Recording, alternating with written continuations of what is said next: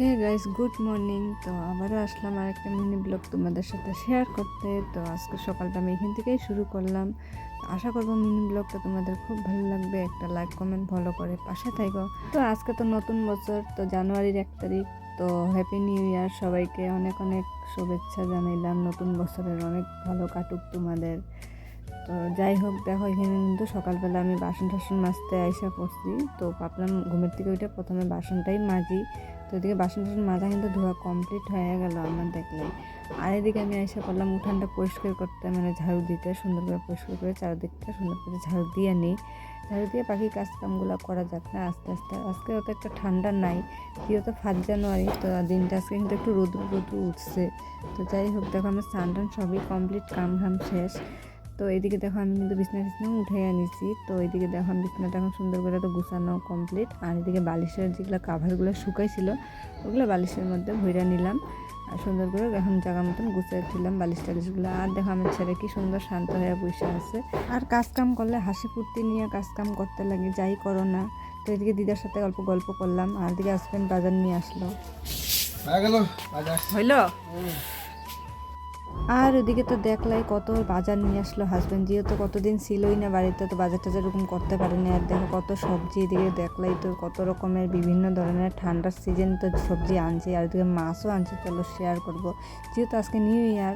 তো দেখো কিছু মাছ আনছে। আর হাজব্যান্ড তো মাটন চিকেন একদম ভালো পায় না, তো ওই জন্য আনে নেই। আমিও বললাম যে আইনো না, খাবা না যখন, আনার দরকারই নেই, আমি মাছ খাইয়ে নিব, তাও ভালো। তো দেখো এখানে মাছ আনছে।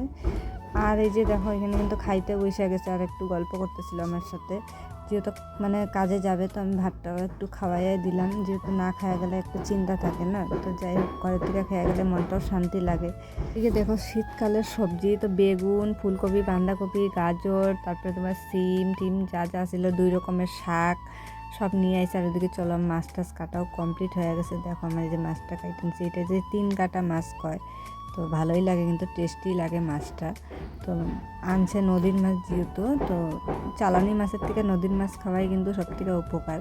তো যাই হোক, দেখো আমি কিন্তু মাছের চচ্চড়ি করবো। হাজব্যান্ড বললেই গেছে যে মাছের চচ্চড়ি করবা বেগুন আলু দিয়া, আর যেগুলো একটু বড় বড় থাকবে একটু ঝোল করবা। তো ভাবছি চচ্চড়ি করবো আর একটু ঝোল করব।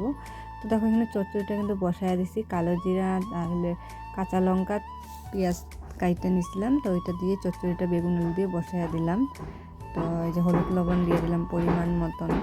আর এদিকে একটু হইতে থাক, তারপরে মাছটা পরে দিব, একটু সিদ্ধ হয়ে হোক। তো এদিকে দেখো চচ্চড়িটা কিন্তু আমার মানে সিদ্ধই হয়ে গেছে প্রায়। আর এদিকে মাছগুলো একটু দিয়ে দিলাম, ভেজে রাখছিলাম। তো এখানে মাছটা এখন দিয়া থাক, হইতে থাকুক। তো বাকি কাজগুলোও করি না। তো এদিকে দেখো এই জায়গাটা পরিষ্কার করে নিলাম। আর আমার এদিকে তো তরকারি হয়েই গেছে, দেখো চচ্চড়ি, মাছের চচ্চড়ি। তো ধনিয়া পাতা দিয়ে নামাইয়া নিলাম। আর ওইদিকে তো সকাল সকাল আমি ভাতটা তো বানাইয়া নিছি, হাজব্যান্ড খাইয়া গেছে যেহেতু। তো ওইদিকে দেখো আমার মাছের ঝোলটাও কিন্তু কমপ্লিট, আর দিকে রান্নাবান্নাও শেষ। তো দেখো এখানে মাছের চচ্চড়ি আর এই যে মাছের ঝোল, আলু বেগুন দিয়ে ঝোল করছি একটা পাতলা করে। যাই হোক, তো আমার গ্যাস ট্যাস মোছা কমপ্লিট প্রায়। আর এদিকে তো আমি এখন ঘরটা সুন্দর করে মুছা নিতেছি। আর আজকে তো বছরের প্রথম দিন। তো কার কার কেমন গেল অবশ্য কমেন্টে জানাইও। তো আমার তো কাম কাজ দিয়ে সারাদিনটা জায়গা, তো এমনিই মানে এইভাবেই ফুর্তি থাকার চেষ্টা করি সবসময়, যেন ভালো থাকি, ফুর্তিতে থাকি না। তো দেখো মানুষের ফুর্তিটাই কিন্তু বড়। মানুষের তো সব কিছুই থাকেই সবসময় না, ফুর্তিটাই মনের মধ্যে থাকলে সারা বছরটাই থাকে না, কি বন্ধুরা? এদিকে দেখো আমার বাসন টাসন মাজা তো কমপ্লিট, যত বাসন ছিল সব মাইজে মাইজে আইনা ধুইলাম দেখলেই। তো আজকের মতন মিনি ব্লগটা এতটুকুনি। তো লাইক কমেন্ট ফলো করে পাশে থেকেও, নেক্সট ব্লগে দেখা হবে। Tata, bye bye.